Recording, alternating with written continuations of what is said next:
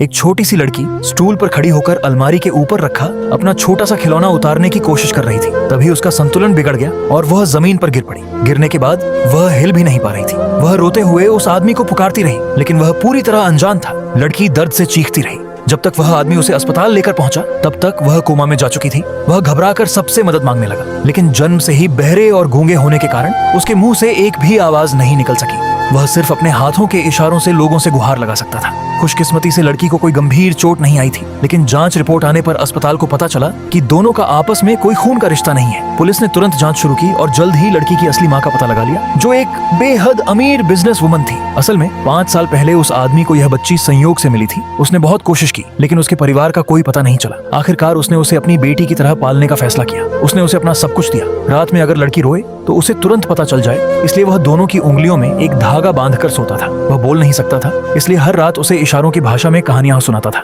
इस तरह दोनों ने 5 खूबसूरत साल साथ बिताए। जब लड़की की मां को पता चला कि उसकी बेटी जिंदा है, तो उसने तुरंत उसे वापस लेने का फैसला किया। वकील की मदद से उस आदमी को आखिरी बार लड़की से मिलने का मौका मिला। जैसे ही लड़की ने उसे देखा, वह दौड़कर उसके गले लग गई, लेकिन उसे इशारों में बताना पड़ा कि शायद अब उन्हें हमेशा के लिए अलग होना पड़े। लड़की को लगा कि उससे कोई गलती हो गई है और वह फूट फूट कर रोने लगी। उसने इशारों में उससे माफी मांगी और कहा कि वह उसे वह जिंदगी नहीं दे सकता जिसकी वह हकदार है। लड़की उसे छोड़ना नहीं चाहती थी। उसने धीरे से कहा कि क्यों ना हम दोनों कहीं दूर भाग जाएं। आदमी मान गया। वह लड़की को नाव से दूर ले जाने की कोशिश करता है, लेकिन दोनों जल्द ही पकड़ ली से जाते हैं और उसे जेल भेज दिया जाता है। जब लड़की अपनी असली माँ के घर पहुंची, तो उसके लिए महंगे खिलौनों से भरा एक शानदार कमरा तैयार था, लेकिन उसे उन खिलौनों में जरा भी दिलचस्पी नहीं थी। उसे सिर्फ अपने पापा की याद आ रही थी। कोर्ट में वकील ने कहा कि वह आदमी इस बच्ची की सही परवरिश नहीं कर सकता। यह सुनकर वह भावुक हो गया और एक कहानी की किताब निकालकर दिखाने लगा कि वह बोल नहीं सकता, लेकिन इशारों से उसे कहानियां सुना सकता है। सबने उसे रोकने की कोशिश की, लेकिन वह अपनी बेटी के लिए आखिरी बार लड़ना चाहता था।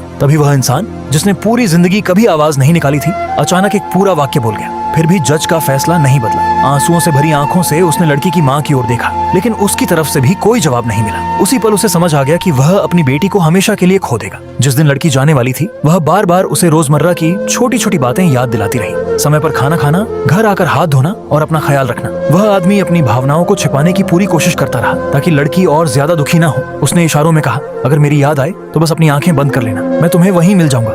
लड़की आंसुओं के बीच मुस्कुरा दी और सिर हिलाया। उसने प्यार से उसके माथे को चूमा। लड़की कार में बैठ गई और लगातार उसे हाथ हिलाकर अलविदा कहती रही। वह भी मुस्कुराकर हाथ हिलाता रहा, लेकिन उसके आंसू रुक नहीं रहे थे। वह कार के पीछे भागना चाहता था, लेकिन खुद को रोक लिया। बस खड़ा होकर उसे दूर जाते हुए देखता रहा। आखिरकार वह अपने दर्द को और नहीं रोक पाया। वह घुटनों के बल जमीन पर गिर पड़ा और बिना आवाज के फूट फूट कर रोने लगा।